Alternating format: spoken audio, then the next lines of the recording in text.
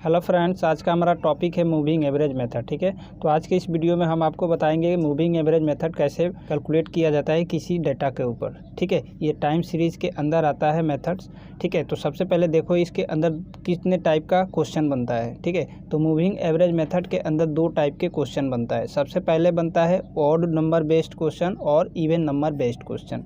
ठीक है, odd number based question का मतलब हुआ कि जो भी आपके क्वेश्चन के अंदर ईयर दिया जाता है ना, 5 ईयर, 6 ईयर, 7 ईयर, 8 ईयर, वह जो ईयर होगा आपका ऑड नंबर होगा। जैसे उसमें होगा 3, 5, 7, 9, 11, इस टाइप का अगर ईयर दिया जाएगा तो आपका odd number year based question होगा। ठीक है, और दूसरा कि अगर आपके क्वेश्चन के अंदर ईयर दिया जाता है, मान लो 2, 4, 6, 8, इस टाइप का अगर आपका ईयर दिया जाएगा तो वह जो आपका क्वेश्चन होगा इवन नंबर बेस्ड क्वेश्चन होगा। और आपके पेपर के अंदर इन दोनों के ऊपर क्वेश्चन पूछा जाता है। ठीक है, तो आज के इस वीडियोस के अंदर हम आपको बताएंगे ऑड नंबर बेस्ड क्वेश्चन और इवन नंबर बेस्ड क्वेश्चन, इन दोनों के ऊपर हम डिस्कस करेंगे इस वीडियोज़ के अंदर। ठीक है, सबसे पहले हम बता देते हैं यहाँ की मूविंग एवरेज मेथड होता क्या है। ठीक है, मूविंग एवरेज मेथड एक मेथड ही है जिसके थ्रू हम किसी कंपनी के ट्रेंड वैल्यू निकालते हैं। ठीक है, किसी कंपनी का हमारे पास डेटा होता है, उस डेटा से हम ट्रेंड वैल्यू निकालते हैं, वह होता है हमारा मूविंग एवरेज मेथड।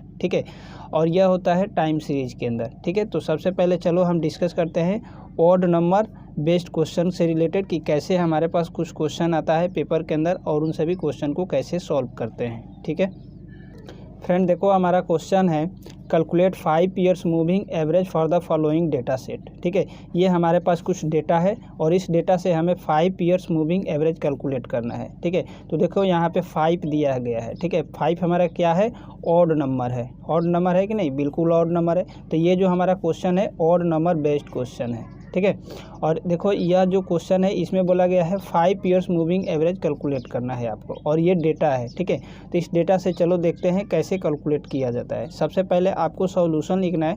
सॉल्यूशन में आपको क्या करना है, आपको सबसेट बनाना है 1 बाय 1, 5 ईयर्स का सबसेट बनाना है। ठीक है, अगर आपको 3 ईयर बोलता है यहाँ पे कि 3 ईयर लिखो, 3 ईयर मूविंग एवरेज कैलकुलेट करो, तो फिर आप 3 ईयर्स का सबसेट बनाते। ठीक है, तो मैं यहाँ पे अब क्या करूँगा, 5 ईयर्स का सबसेट बनाऊँगा।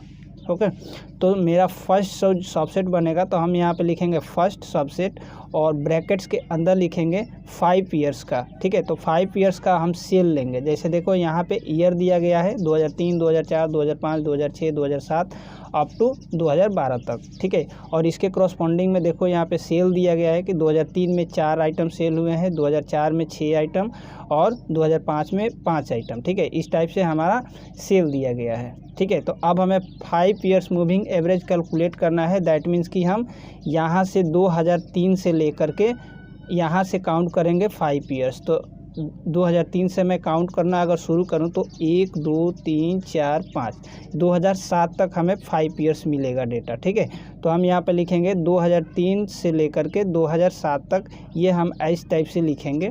और इसके करस्पॉन्डिंग में जो हमारा यहाँ पे सेल दिया गया होगा, इन सभी सेल को लिखेंगे। ठीक है, तो देखो 4, 6, 5, 8, 9, इन सभी को मैं ऐड करूँगा और इसको डिवाइड करूँगा 5 से। ठीक है, मैं 5 से क्यों डिवाइड कर रहा हूँ, क्योंकि मैं 5 ईयर्स का मैं डेटा यहाँ पे लिया हूँ। ठीक है, तो इसीलिए हम यहाँ से 5 से डिवाइड करेंगे तो 32/5 में करूँगा तो 6.4 हमारा ट्रेंड वैल्यू आएगा। ठीक है, आई होप आप लोगों को समझ में आ गया होगा। इसी टाइप से आप दूसरा सबसेट बनाएंगे। दूसरा सबसेट बनाएंगे तो अब आप क्या करेंगे, ये यहाँ से आप 2003 को एक यहाँ से लीव करेंगे, मतलब कि छोड़ेंगे, और आप यहाँ से काउंट करेंगे 5 ईयर्स। ठीक है, तो 1, 2, 3, 4, 5। ठीक है, 2008 तक हमारा पहुँचेगा 5 ईयर्स। ठीक है, यहाँ तक तो हमें भी यहाँ पे ब्रैकेट्स के अंदर लिखेंगे 2004 टू 2008। ठीक है, इस टाइप से हम लिखेंगे। उसके बाद यहाँ से हम क्या करेंगे, अपना 5 ईयर्स का अगेन डेटा उठाएंगे। ठीक है, तो देखो 6, 5, 8, 9, 5। ठीक है, 6, 5, 8, 9, 5 हमने सेल से डेटा ले लिया। उसके बाद हम इसको 5 से डिवाइड कर देंगे ऐड करके। ठीक है, तो 6.6 हमारा ट्रेंड वैल्यू आएगा। ठीक है फ्रेंड, अगेन हम थर्ड सबसेट बनाएंगे। थर्ड सबसेट हमारा बनेगा यहाँ से, ठीक है, क्योंकि देखो अब जैसे जैसे हम आगे की तरफ मूव करेंगे वैसे वैसे हम पीछे से क्या करेंगे, एक एक ईयर्स छोड़ते जाएंगे, ठीक है, और आगे की तरफ एक एक ईयर्स हम पकड़ते जाएंगे, ठीक है।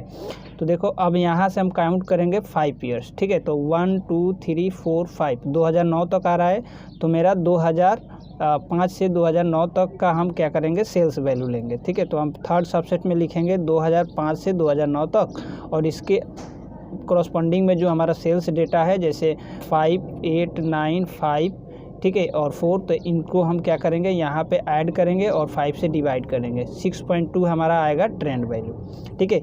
इसी टाइप से हम क्या करेंगे, आगे की तरफ मूव करेंगे और अपना सबसेट बनाएंगे, और सबसेट बना करके एक एक ईयर्स हम आगे की तरफ मूव करेंगे। यहाँ से अगेन मैं यहाँ से काउंट करूँगा 5 ईयर्स, और या इधर से मैं 1 ईयर्स छोड़ दूँगा, ठीक है। इसी टाइप से मैं फिर अगेन यहाँ से काउंट करूँगा जब तक कि हमारा यहाँ पे 2012 तक आ नहीं जाता, ठीक है। जैसे ही हमारा 2012 तक आएगा यहीं पे हम स्टॉप हो जाएंगे, ठीक है। और इन सभी डेटा जैसे हमने यहाँ से 5 ईयर्स काउंट किया, इन यहाँ से 5 ईयर्स का जो हमारा सेल्स का डेटा है उन सभी डेटा को लेकर के हम डिवाइड करेंगे 5 से ऐड करके, ठीक है। इस टाइप से करके आप सेट तैयार करेंगे और उसके बाद आप यहाँ से ट्रेंड वैल्यू निकालेंगे, ठीक है। तो आपका जो लास्ट सबसेट बनेगा, ये सबसेट बनेगा 2008 से 2012 तक का, ठीक है। जैसे देखो 2008 से अगर मैं यहाँ से काउंट करूँ तो 1 2 3 4 5, ठीक है, 5 ईयर्स आ गया। 5 ईयर्स का सेल्स कितना है, 5 4 3 7 8, ठीक है, ये 5 ईयर्स का सेल है। इसको मैं क्या करूँगा, यहाँ पे मेरा 6 सबसेट बना है 2008 से 2012 तक का, ठीक है। यहाँ पे हम 5 ईयर्स का जो सेल है उसको लेंगे, उसके बाद ऐड करेंगे और 5 से डिवाइड करेंगे, तो हमारा यहाँ पे ट्रेंड वैल्यू मिल जाएगा, ठीक है। तो हम ऐसा लिख सकते हैं, so moving average of 5 years are, और इसको मैं क्या करूँगा, एक एक करके कोमा करके सेपरेट करके लिख दूँगा, तो यही मेरा करेक्ट आंसर होगा, ठीक है। तो फ्रेंड, इस टाइप से आप इस क्वेश्चन को मूविंग एवरेज कैलकुलेट कर सकते हो इस क्वेश्चन से, ठीक है। कभी कभी आपको ना किसी वीडियोज़ के अंदर आपको टेबल बनाया हुआ मिलेगा, कि मतलब कि आप टेबल के थ्रू कैलकुलेट करेंगे, इस टेबल्स के अंदर और इस टेबल्स के अंदर, फिर इस टेबल्स के अंदर, इस टाइप से आपको टेबल मिलेगा, ठीक है। तो आप टेबल के थ्रू भी कैलकुलेट कर सकते हो और इस तरीके से भी कैलकुलेट कर सकते हो, ठीक है। फ्रेंड, मेरा नेक्स्ट क्वेश्चन है, यहाँ पे देखो 3 ईयर्स मूविंग एवरेज कैलकुलेट करना है इस डेटा से, ठीक है। तो हम क्या करेंगे, फिर वही कॉन्सेप्ट यूज़ करेंगे, हम सबसेट बनाएंगे एक एक करके, ठीक है। सॉल्यूशन हम लिखेंगे, देखो 3 ईयर्स का हमें सबसेट बनाना है। 3 ईयर्स का मतलब कि यहाँ से हम 3 ईयर्स काउंट करेंगे, तो देखो 1 2 3, ठीक है। तो 1980 से लेकर के 1982 तक का हमारा फर्स्ट सबसेट बनेगा, ठीक है। फिर अगला 3 सबसेट बनेगा, इसको हम छोड़ेंगे तो यहाँ से काउंट करेंगे तो 1 2 3, ठीक है। तो यहाँ से 1981 से लेकर के 1983 तक का एक दूसरा सबसेट बनेगा, ठीक है। ये मेरा पहला सबसेट है।